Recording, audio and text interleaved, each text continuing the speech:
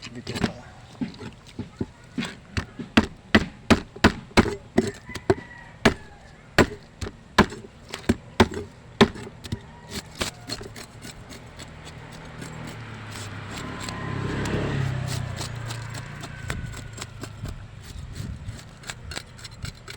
Paalala mga kapatid, kapag kayo naglako ng talapya ng ganito, dapat madamot kayo magpautang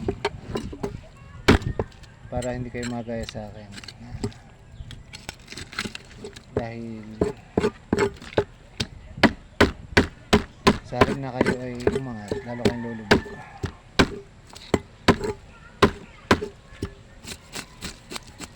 Alam niyo kung ilang taon na ako nagtitinda nito? Mula pagkatapos ko ng high school, dito na ako nabuhay. Dito na ako maiikot ang aking mundo. Pero hanggang ngayon, yun pa rin. Awa ng Diyos, sa awa ng Diyos nakakaraos naman. May pambayad sa kuryente, 5-6 sa school ng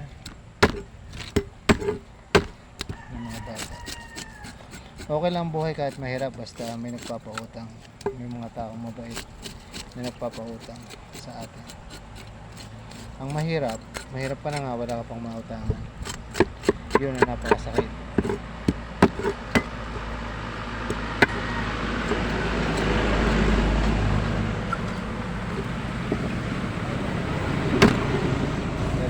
Lagi tayo magtiwala sa Diyos. Lagi kang manalangin pag dumating yung oras na ganun. Yung hirap ka na, tapos wala kang mautangan na kamag-anak, mga kaibigan, manalangin ka lang, lumuhod ka sa Panginoon. At antayin mo, maya o bukas may darating na biyaya. Madalas mangyayari sa akin yun mga kapatid. Talagang walang-wala ka na. Zero ka na. Yung mga kamag-anak mong may kaya naman sa buhay. Pero napakadamot utangan.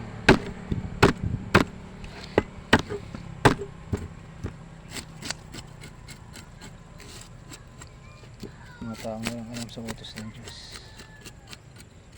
Alam niyo mga kapatid, ang utos ng Diyos, magpautang ka, magbigay ka sa mga nangangailangan upang makamit mo ang buhay na walang hanggan.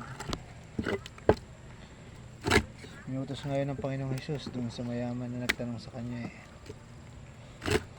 Sabi ng mayaman, Panginoon, paano ako makakamtan ang buhay na walang hanggan?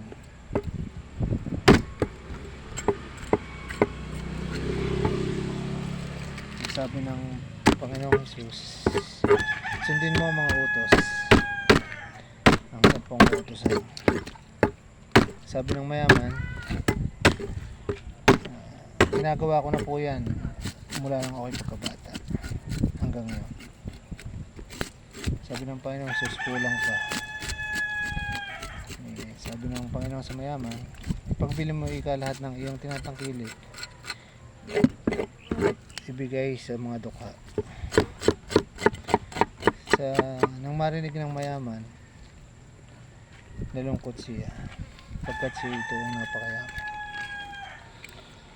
Kaya sinabi ng Panginoong Hesus, magaling pa ang isang kamelyong pumasok sa butas ng isang karayong kaysa sa iyong mayaman na makapasok sa kaharian ng langit. Mahirap, tunay nga. Alam niyo mga kapatid, kahit nga yung taong tamad, inutusan ng Diyos na magtrabaho, maghanap buhay para makatulong sa mga nangangailangan. Mga taong tamad yun, mga taong tambay, yun lang ang utos ng Diyos. Ikaw pa kaya na mayaman? Ikaw pa kaya na pinagkalooban ng Diyos ng biyaya na makarating sa ibang bansa at kumita ka ng 100,000? Kumita ka ng malaki-laki, tapos madamot ka na magpautang sa mga nangangailangan, Huwag mo pautangin yung mga may masasamang bisyo. Pero yung mga nakita mo ang mga anak nag-aaral, dapat huwag mo silang pahihindihan. Salamat.